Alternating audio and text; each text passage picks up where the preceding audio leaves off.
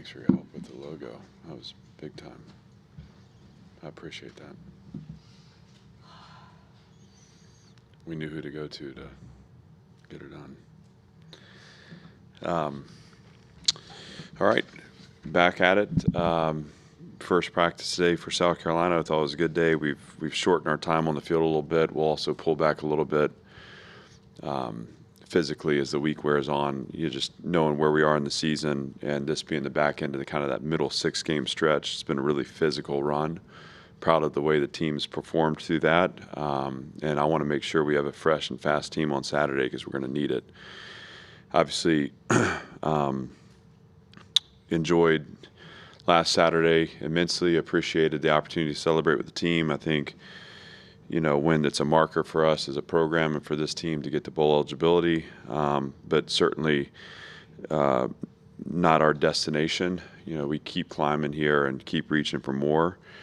And more for us this weekend is a really talented South Carolina team that is as good on defense as we've seen. I mean, they contest space. They play really well on the edges. Know how to get the ball turned over. It's an offense that has an identity, that's patient, that starts with a physical run game. And, Coach Beamer's always had really strong special teams play in between. So it'll be a real challenge, just like every game in our league is. But a challenge that we're excited for, and certainly to be in this point in the year and playing really meaningful games is a testament to the work and investment that our players have put in, our staff has put in, and that our community's invested in over the course of our time here, and it's fun. So we're having a good time, and we'll look forward to the chance to compete against a really good team this weekend and in front of a home crowd that seems like it's going to be a great environment. And with that, I'm happy to open up for questions. How do you stop a defensive line that's been as dominant as South Carolina's has this season? Well, you gotta find creative ways to make for space, because if you are inefficient on early downs, and this is a little bit what got us against Auburn, but when we get behind the chains, if you get this group to 3rd and 7+, you're going to have to deal with that edge pressure, and they're really good at being disruptive at the launch point. So finding space on early downs will be kind of A1 priority for us to do that. Obviously, you've got to, again, handle the edges and find the matchups you like in the run game to get some semblance of forward movement. And, we need to be able to connect on some of the shots that I felt like we were close on against Auburn. We're looking for 1 or 2 more first downs within that game just to really control possession, and then, another touchdown to create separation. And I think it's going to be a very similar game this weekend, and that's if we can, protect the ball. If we don't protect the ball, then we expose ourselves to a team that is really good at capitalizing on turnovers and short fields, and that was on display for them against Texas A&M, which is a really good team that they beat at home. And their ability to create short fields for their offense and then create explosive plays offensively, was a formula that allowed them to create distance in that game. So obviously, offensively, like I said, 1st and 2nd down efficiency sets up 3rd down and manageable. That's kind of our rhythm for maintaining possession. We maintain possession. We get a chance to get the ball up and over the top, and now we're playing to our formula.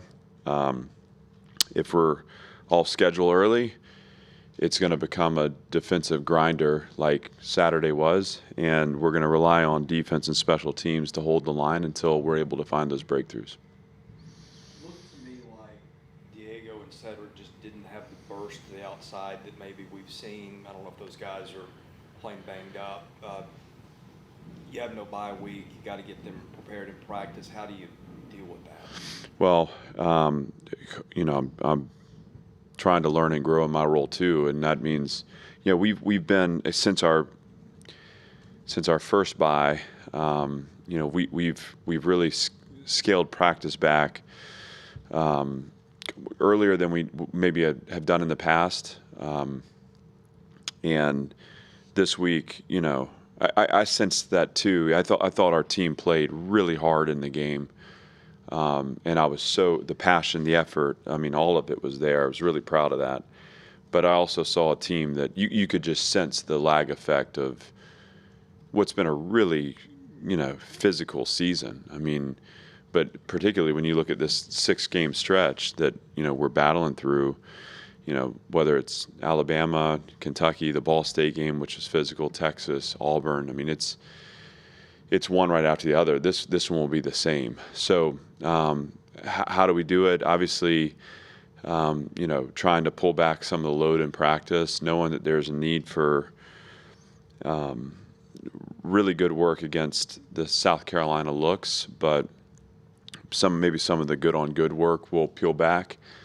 I'm also looking to pad down a little bit earlier in the week than we normally do, just to protect some of those shoulders and just the physical parts of the aches that kind of come about through the season. Again, my goal is that we bumped meetings back a little bit this morning to promote sleep. I was grateful for the falling backward of the clock, which I'm sure we all were. Just everything we can, right? This is about putting all of it into one effort, and then knowing that there's going to be some rest on the back end of that for a 2-game push to finish the season. But I'm not going to grind this team into the ground this week. We put a lot of great work in. We got to trust in that. And again, I want to see a fresh and fast team on Saturday, knowing that any team this time of year is going to be dealing with some of the things that we are. It's just inevitable, especially in this conference. I was going to say about your team and that, like the things that have been the bread and butter of your offense, those third down conversions got taken away, and you still win at Auburn. Well, it's a team. I mean, it's a team game. There have been games, obviously, that our offense is kind of carried and set the tone for success. And Saturday, I felt like defensive performance and special teams that set the tone for success. But again, when we needed the offense to come through, I think it was a 14-play, 70-something yard drive that ended up in a touchdown, and also took the clock from 13-something to 4-something, right? I mean, that moment in the game was huge. And so in that way, we synced up at the right time. I thought it was a game that, the entire time you're just fighting for some type of control. When we took the lead off the punt return with a field goal, that felt like, with the way we were playing defensively, that felt like a real positive, point for us when we were able to drive down and make it a 10-point game. You kind of sense that it was, we were going to have a chance to close it out. But it's just what the team game's about. I mean, you're going to have off days in one phase. I think we're playing against some really good defenses too. I mean, this is, the third week in a row that we're facing what I consider to be an elite defensive unit. The scheme, the skill. Again, anytime you're talking about dynamic play in the front, it's hard to get things started. We have to kind of dig into our bag of creativity, and also, again, put our guys in favorable leverages and favorable matchups to try to get the movement we need. But I was proud of the team aspect of Saturday's game, and I think it speaks to the confidence we have throughout the program right now, not just through one phase. Go ahead, Teresa. The idea of building and staying hungry, this program being bowl eligible at the beginning of November is rather new. So how do you kind of make sure that guys are focused on this week, not looking ahead to the bye and things like that, and keeping, to see just how far you can build it this year? First of all, I think if there's any regret, through the season, I still contend and believe that things happen exactly as they should. I mean, but truthfully, there's opportunities for us to have experienced that win earlier in the year, which would have been great, because we want to reach for the highest of heights here. And I forget the number of points that have differentiated us in our losses, but it's obviously the slimmest of margins. And I think that's a great lesson for us that, once we do turn the page on the season, we'll carry forward with respect to how close we can be, But as far as the team goes, you just kind of build trust through the year. And I think part of that is messaging. I think the messaging hasn't changed much here, but I think the way it's carried to the position rooms and affirmed there and supported there and then carried into the locker room too. This team has some real player leadership that I feel like from last season to this season, we really separated ourselves from a lot of the kind of the internal negative attitude and mentality that we weren't strong enough yet to break through. It was still holding us back. And we interjected obviously some confident, process-driven players that have elevated, the guys here that were ready to reach for this type of season. So all that to say, I'm not concerned about either us lingering too long in a celebration of 6 wins or us projecting ahead. If anything, the indication I get is just the guys showing up and how they looked in the meetings, how they looked on the practice field, what the conversations are around the attitude around the building. These guys are excited to play on Saturday. Now, we have to prepare the best we can. We have to be in our process. We can't skip steps. We have to understand what makes South Carolina a really good team and a team that has lost some tight games against good teams and was able to separate from a really good team on Saturday. And that's, again, how they'll challenge us too. So I believe that this team knows that in our conference, we can't have a misplaced focus and expect to get the outcome we want. And these guys are hungry to take this as far as we can take it. How personal is it to you to try to break this 15-game streak in the series that's not going on? Sincerely,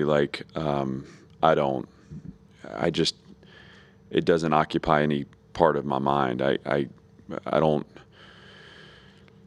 just don't hang on to those things. To me, it's like I'm really interested. What's personal to me is that we represent ourselves the best we can on Saturday. That's what I want to do. And, obviously in doing that, I would like for it to be in a winning effort and independent of who we're playing.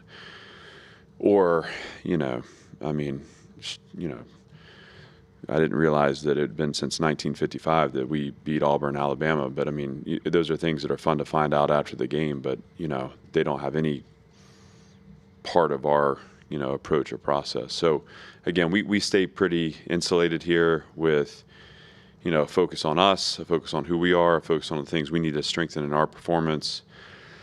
And that'll be our formula, from here on out. Back to 2 questions ago, you talked about the mentality and the leadership. You added defensive coordinator to your list of things. How much has maybe had guys that can lead the team as players and new voices in the room from on the offensive side, how much has that freed you up to maybe not have to deal with leadership issues and take on more of a presence as a coordinator too? Well, it's been huge. I think that starts with Tim and Tim and his staff, which includes Jerry, and obviously Jerry, who also helps me, keep perspective on the big picture of things. Because as a coordinator, you can get buried really easily.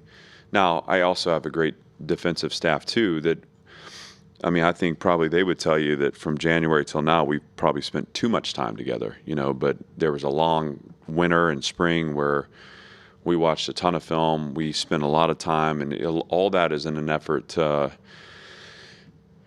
kind of set the table for what I want this to be defensively and what it needs to look like, and what our process needs to be as a staff.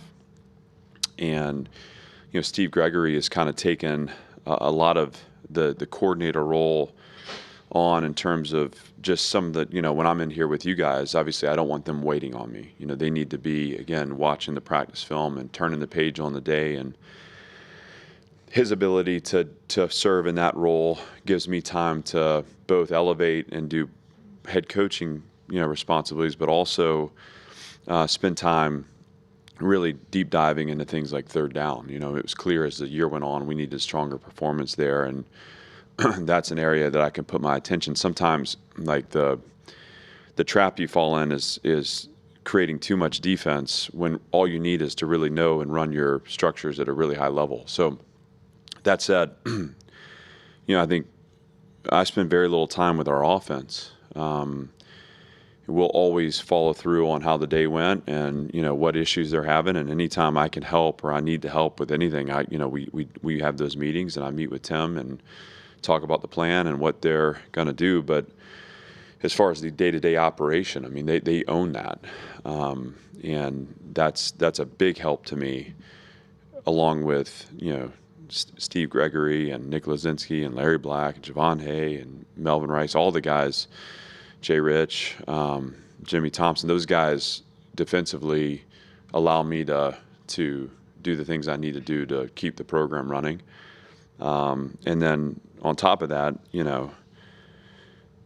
when you're responsible for 120 18 to now like 26-year-olds, I think is our highest end, which is crazy.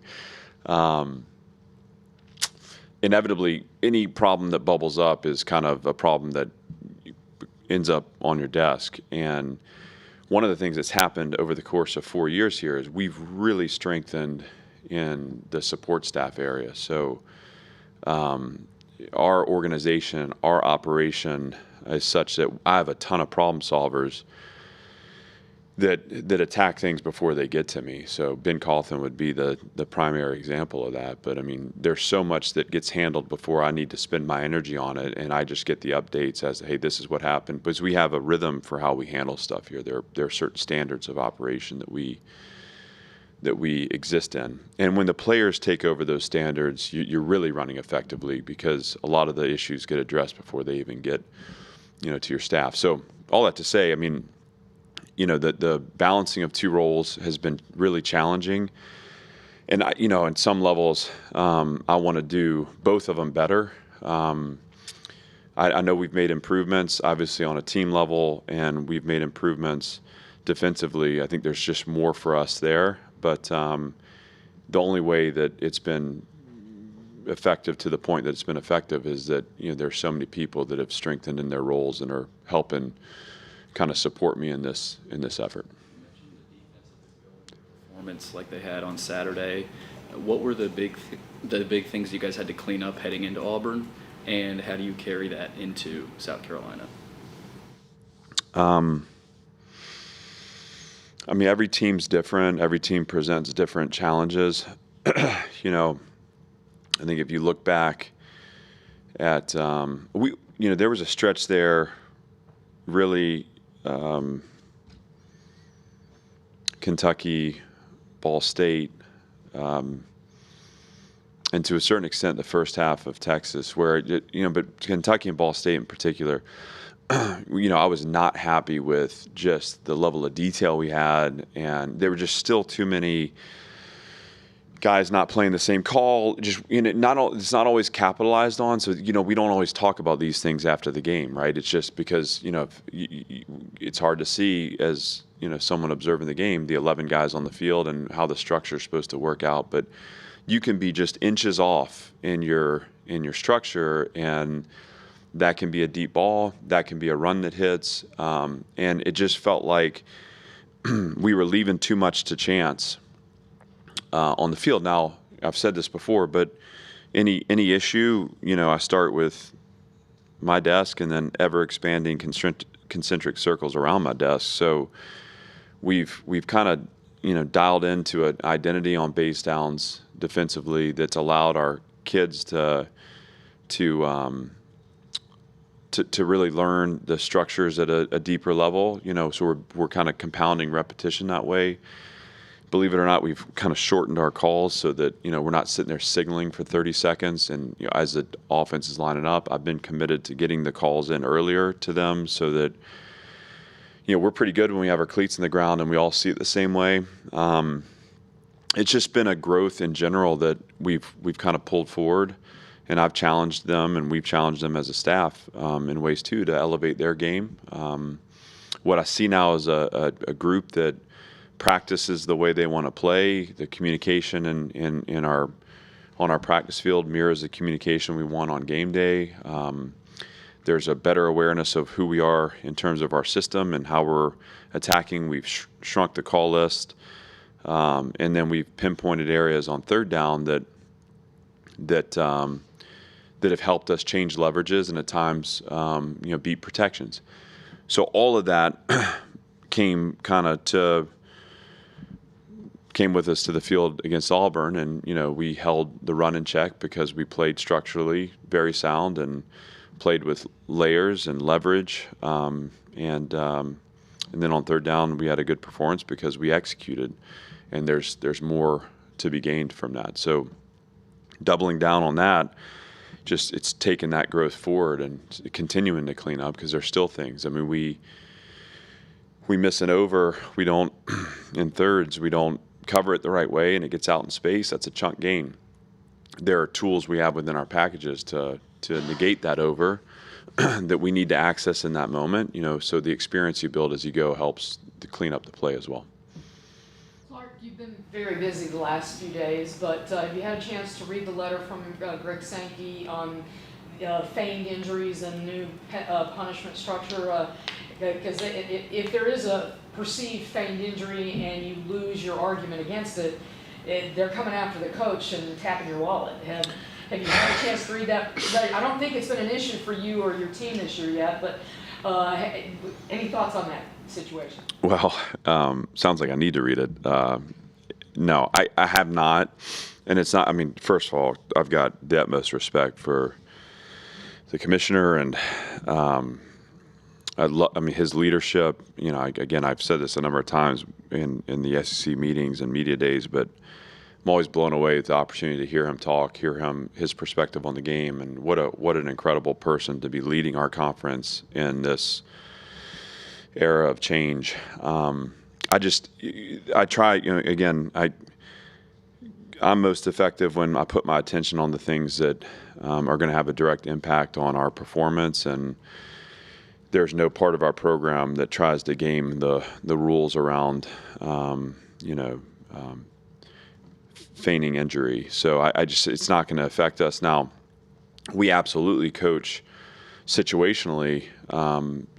If you're an offense, I mean, we've actually coached this in the last 2 weeks that, if I'm a defensive player and I'm not able to perform in the next snap, or I need to come off the field, for whatever reason, we teach our players not to try to run off the field, in a moment where there's a shoulder issue or there's an ankle issue or there's something where they're able to maybe hobble to the sideline. But we always tell them, hey, it's important that we don't create that level of with an injury, we don't create that level of chaos.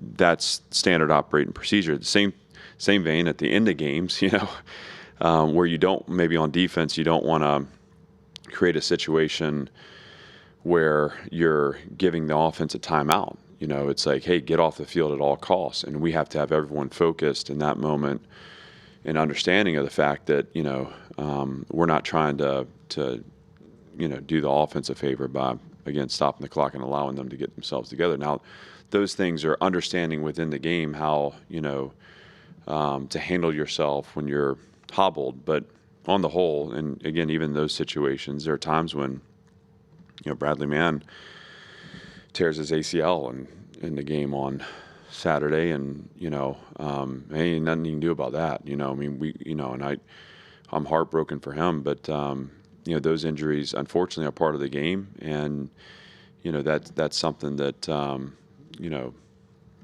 unfortunately is always going to be part of the game. But with respect to what we coach or teach our players is the understanding and awareness. When you're hurt and you can't continue to play, you are to go down and to stay on the ground. You're not to try to drag yourself off the field.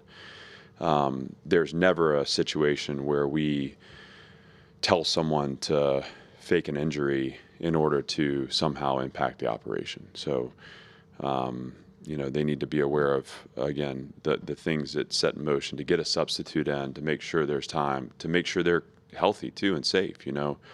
Those are all things that we coach and teach, but never do we cross the line of trying to game the system that way. So Bradley Mann tore his ACL against Auburn. Yeah. So he's going to be out, and it's the other one, so not the one he's injured prior. The rest of this, I think, looks fairly similar. We've got a couple other bumps and bruises, but on the whole, I think guys are, working back to availability. But that's the big one coming out of the game. It happened at the end. Anything else? Thank you. Thanks, guys.